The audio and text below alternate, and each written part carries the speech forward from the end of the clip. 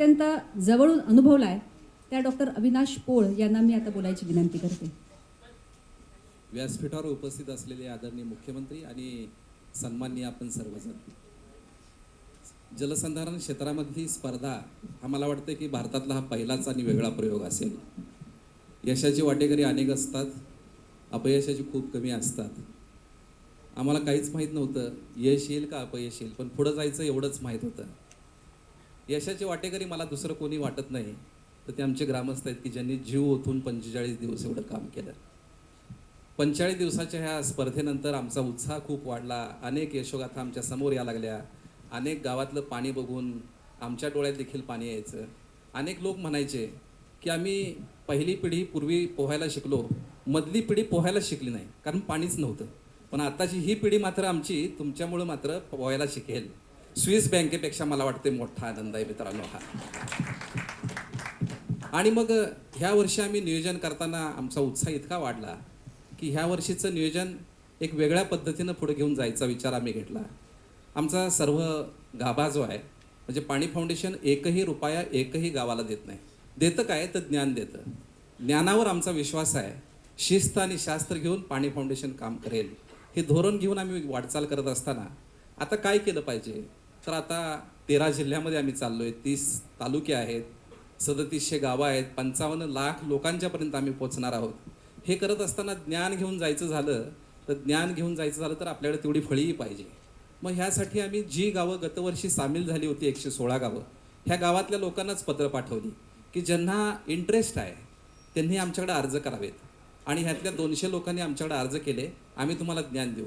त्यांच्या काही टेस्ट घेतल्या आम्ही आणि त्यातनं 40 प्रशिक्षक आता आमच्याकडं तयार झालेले आहेत.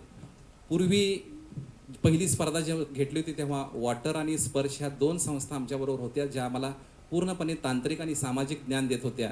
ह्या वर्षी आमच्याबरोबर आणखीन फळी वाढलेली आहे जी आता गावागावातल्या लोकांना ट्रेनिंग देणार आहे. मुख्यमंत्री महोदय, आम्ही पुढच्या 7 जानेवारीपासून 17 जानेवारीपर्यंत एक वेगळा उपक्रम घेऊन गावागावामध्ये जातोय, म्हणजे तालुक्यांमध्ये जातोय. ह्यामध्ये आम्ही करतोय काय की प्रत्येक तालुक्यातला एक कॉलेज जिथले 50 विद्यार्थ्यांना आम्ही 1 दिवसाची पाणलोटाची ओळख ह्या विषयाचं शास्त्र शिकवतोय, जेणेकरून ही मुलं आपल्या गावामध्ये जातील आणि हे सहजरित्या सगळं शिकवतील. आता ह्यासाठी 1400 विद्यार्थ्यांची फळी आम्हाला 10 दिवसामध्ये हातामध्ये मिळणार आहे.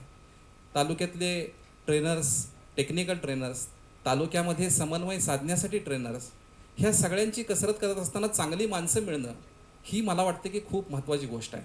आणि आमचा विश्वास आहे आमची गुंतवणूक कुठल्याही प्रोजेक्टमध्ये नाही, आमची गुंतवणूक ही माणसांमध्ये आहे. आणि माणूस उभा राहिला की प्रोजेक्ट उभा राहतो, ह्याच्यावर आमचा दृढ विश्वास आहे.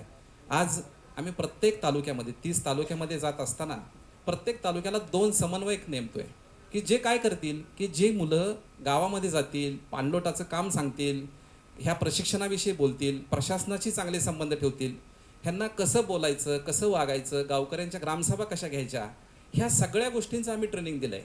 आणि मला गोष्ट आम्ही त्यामध्ये लिहिली नव्हती ती म्हणजे शिक्षण. शिक्षणाची अटच आमच्या इथं नाही आहे. आमच्या इथं अट एक आहे की पॅशन, ह्या विषयाची आवड. आणि मला सांगायला आनंद वाटतो आमच्याकडे एक तालुका कोऑर्डिनेटर इंदापूरचे असे आहेत की जे 3 विषयात MA आहेत, एका विषयात MPhil आहेत, एका विषयात PhD आहेत, नेट सेट पास आहेत. आणि एक तालुका कोऑर्डिनेटर आमच्या खटावमध्ये असे आहेत की ते 10वीला सगळ्या विषयात नापास आहेत. सगळ्यात महत्त्वाचं आहे त्या विषयाची आवड. पोरं इतकी काम करतायत, इतक्या तळमळीनं गावागावामध्ये जात आहेत, प्रशिक्षण, आणि पोरगा दुपारी परत प्रशिक्षणात सामील झाला. ही जेव्हा तळमळ असेल ना तेव्हाच एखादं यशस्वी होऊ शकतं. आणि तो आत्मविश्वास आमच्या ह्या समाजानंच आम्हाला दिला आहे. त्याबद्दल मला वाटतं की ऋण मानावे तितके कमी आहेत. हे करत असताना ह्या वर्षी आम्ही प्रश्नपत्रिकासुद्धा बदललेली आहे. 100 मार्काची प्रश्नपत्रिकेमध्ये खूप बदल केलेले आहेत. बदल काय केले की बदल करताना आमच्या लक्षात आलं की अनेक लोक हे ओढ्यावरतीच काम करतायत, सोपं जाते म्हणून.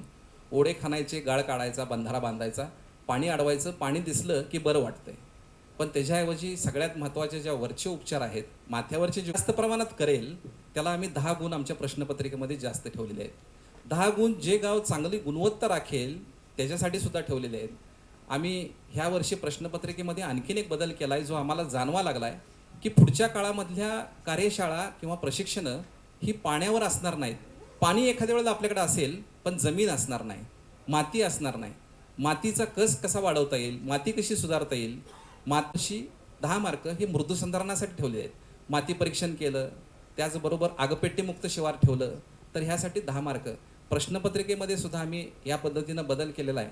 प्रश्नपत्रिकेबरोबर गावाला ज्ञान घेऊन जाण्यासाठी काय केलं पाहिजे ह्यावर अनेक मंथन, अनेक चर्चा, अनेक लोकांची आम्ही चर्चा केली.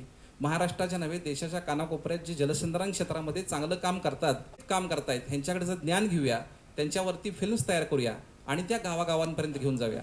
ह्या वर्षी आम्ही पाणलोटातल्या सगळ्या उपचारांच्या फिल्म्स तयार केलेल्या आहेत. म्हणजे अगदी छोटी गोष्ट धरूया की एखादा CCT हा कंटूरवरच काढला पाहिजे. मग कंटूरवर काढताना त्याला कंटूर मार्कर लागतो. कंटूर मार्कर कसा तयार करायचा ह्याची देखील आम्ही फिल्म तयार केलेली आहे. ह्या विषयाचं ॲप देखील आम्ही आता जाहिरात होती. 2 गोष्टींची मला वाटते की ह्या देशातनं हद्दपार झालेले रोग आहेत. एक आहे नारू आहे आणि दुसरा पोलिओ होतोय. नारूचा रोगी कळवा आणि 1000 रुपये मिळवा, शासन आत्ता जाहिरात करायला लागलं. ह्यासाठी शासनाबरोबर अनेक समाजातल्या लोकांनी एकत्र येऊन काम केलं, तेव्हा हे होऊ शकलं. आपण सर्वांनी आता एकच स्वप्न बघूया की काही वर्षात एक जाहिरात प्रत्येक ST वरती, प्रत्येक रिक्षावरती दिसली पाहिजे. टँकरग्रस्त गाव दाखवा आणि एक निश्चित मला वाटतं की आपण सर्वांनी हा प्रयत्न जर केला तर ह्याला यश येईल. आम्ही जो प्रयत्न करतोय ह्याला शासनाचं खूप मोठं पाठबळ लाभतंय आणि शासनाच्या, समाजातल्या अनेक संस्थांच्या पाठबळावरतीच पाणी फाउंडेशनचा हा डोलारा पुढे जात राहील. आपण सर्वांचं सहकार्य हे असंच राहो ही सदिच्छा व्यक्त करतो आणि थांबतो. धन्यवाद. पाणी फाउंडेशनमध्ये काम करणाऱ्या प्रत्येकाचंच पाणी कसं वेगळं आहे याची थोडक्यात कल्पना आपण डॉक्टर अविनाश पोळ यांनी केलेल्या या विवेचनावरून आपल्याला आली असेलच. जो काम पानी फाउंडेशन कर रहा है उससे हम बहुत प्रभावित हुए हैं. इतना बदलाव एक साल में ये जो 3 तालुका में इन्होंने काम किया है वो बहुत ही इम्प्रेसिव है. क्योंकि अगर आप देखेंगे महाराष्ट्र ऐसे तो मोस्ट डेवलप्ड स्टेट कहा जाएगा अपने देश के लिए, लेकिन कई इतने रीजन्स हैं जो सालों से सूखापन से सफ़र कर रहे हैं. उधर लोगों को बहुत दुख हो रहा है, बहुत तकलीफ़ हो रही है और पानी फाउंडेशन के काम से इतना चेंज आ सकता है और इतना बदलाव इतनी जल्दी आ सकता है. और वो भी सब लोग जो मिलजुल करके काम करते हैं. It is really by the people of the village, for the people end of the people. वो सबसे बेस्ट है. इसीलिए हमें बहुत खुशी होती है कि हम पानी फाउंडेशन के साथ हमें भी मौका मिला है उनके साथ जुड़ने का. और यही कह सकूँगा कि जैसे और आप बढ़ते जाएंगे, जैसे आप काम करते जाएंगे, हम आपके साथ कंधे से कंधे मिला के चलेंगे. धन्यवाद सर. यानंतर टाटा ग्रुपचे श्री R. वेंकट यांनी बोलावं अशी मी विनंती करते. Honorable Chief Minister, Amir, and respected dignitaries. Many of you might have heard of Tata Trust for a variety of reasons, but I must say this is our day job. This is what makes our life extremely fulfilling and meaningful. We're very privileged to be associated with this initiative, which was conceived by Amir and Satya and some of his colleagues, and we are very thankful for the support of the state government and also the opportunity given to the Tata Trust to be participative in a lot more collaborative manner than what it is. We've been fortunate to be right from the initial stages of this project, and I also thank some of my colleagues who are here, led by Divyang, who have spent, I just happen to be the spokesperson, but people like him and many others like him do the real work. Once again, thank you for all your support and really privileged to be part of this initiative. Thank you sir. रिलायन्सचे CEO Jagannath Kumar यांनी बोलावं अशी मी विनंती करते. Honorable Chief Minister, Mr. Amir Khan, and the distinguished guests. We from Reliance Foundation are very proud to be associated once again with Pani Foundation in its Satyamev Jayate Water Cup.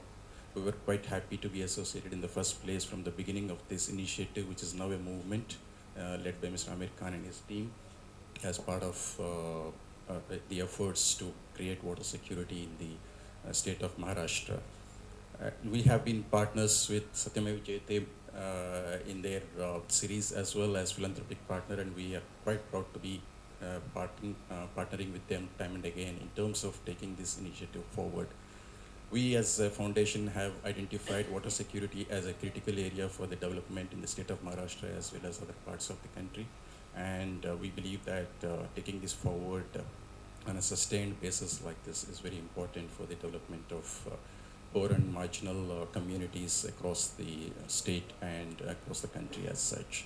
And we once again thank Pani Foundation for taking this initiative and congratulate the team for all the success so far, and also wishing them very high level of success in the second edition of this Pani Foundation Sukh Satyam Jayate Water Cup. Thank you. Thank you sir.